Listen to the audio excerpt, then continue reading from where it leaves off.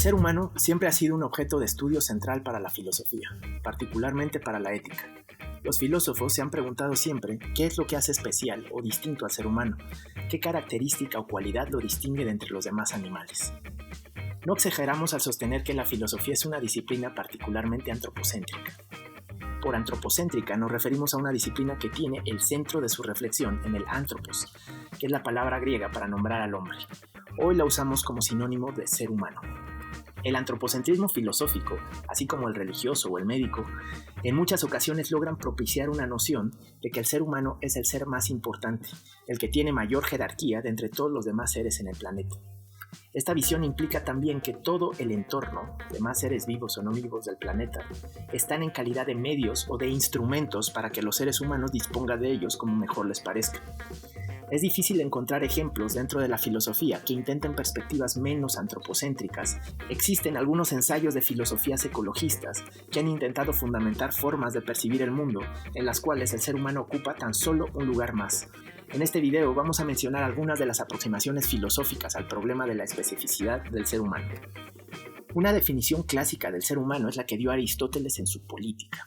En ese texto, el filósofo estagirita propone dos características fundamentales, la política y la palabra. Por eso, Aristóteles llama al ser humano el zoon politikon con logos, es decir, el animal político que tiene palabra. Para Aristóteles puede haber otros animales gregarios o que viven en sociedad. Sin embargo, solo el ser humano es capaz de expresar con la palabra lo que considera bueno y malo, lo que considera justo e injusto, y por lo tanto es capaz de dialogar para darle forma a la organización política. Otra aproximación es la que defendió el filósofo ilustrado Immanuel Kant. Para Kant, solo el ser humano ha sido dotado de razón. Kant sostuvo que la animalidad humana, es decir, las características netamente animales del ser humano, eran muy básicas. No tenemos colmillos ni garras para defendernos de nuestros depredadores o atacar a nuestras presas. No tenemos suficiente pelo como los demás mamíferos o escamas como los reptiles para proteger nuestro cuerpo del clima o de posibles ataques. Sin embargo, tenemos la razón, y esta es capaz de suplir todas nuestras carencias como animales. Otros autores como Pico de la Mirandola, Rousseau o Sartre sostuvieron que el rasgo característico del ser humano era el de ser un ente libre. Sartre diría que todos los animales han sido determinados en su ser, es decir, que aún antes de llegar a existir, su esencia ya estaba dada. O bien, que son seres en quienes la esencia precede a la existencia. Un ejemplo de esto sería decir que aunque no haya nacido un lobo, podemos saber cómo va a ser ese lobo, cómo se va a comportar, qué va a comer, qué partes del mundo va a conocer, en fin. Ese lobo está predeterminado a ser de cierta forma. Eso es lo que quiere decir que su esencia preceda a su existencia. Sartre diría que los seres humanos son entes en los que la existencia precede a la esencia, es decir, son seres que no han sido predeterminados a ser de una forma u otra. Son seres que se darán a sí mismos su esencia a través de sus acciones y elecciones. Marx, por su parte, piensa que una de las características distintivas del ser humano es el hecho de que es un ente que trabaja. Para Marx, el trabajo del ser humano es específicamente distinto del de cualquier otro animal, en la medida en la que el ser humano modela subjetiva e idealmente su producto, y cuando finalmente lo realiza en el mundo, ha logrado objetivarse a sí mismo.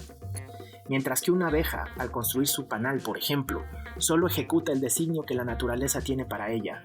La abeja, piensa Marx, no se imagina subjetivamente la celda del panal que le toca construir antes de construirla. Todas estas visiones son antropocéntricas.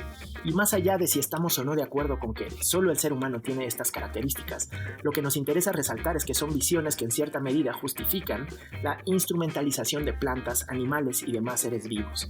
Son posturas filosóficas que se han usado para legitimar el uso y la explotación indiscriminada de otros seres vivos.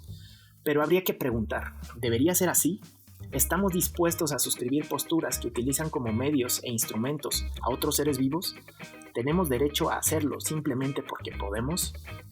Hay algunos ejemplos de filósofos que han pensado distinto, filósofos que sostienen que ni la razón ni el discurso nos dotan de más derecho que a cualquier otro animal. Jeremías Bentham, por ejemplo, sostuvo que el hecho de ser capaces de sufrir o de sentir dolor es suficiente criterio de igualdad como para que no sea posible instrumentalizar a los animales. Peter Singer, el autor del libro Liberación Animal, recuperó el argumento de Bentham y lo utilizó para defender los derechos de los animales. Otro ejemplo sería el de Arne Naess, fundador de la ecología profunda, quien acuñó el término biocentrismo para sustituir el de antropocentrismo. El biocentrismo de la ecología profunda sostiene que todos los seres vivos merecen respeto moral y que el ser humano es solo un ser vivo más de entre muchos y sus características no lo justifican para instrumentalizar a los demás seres vivos.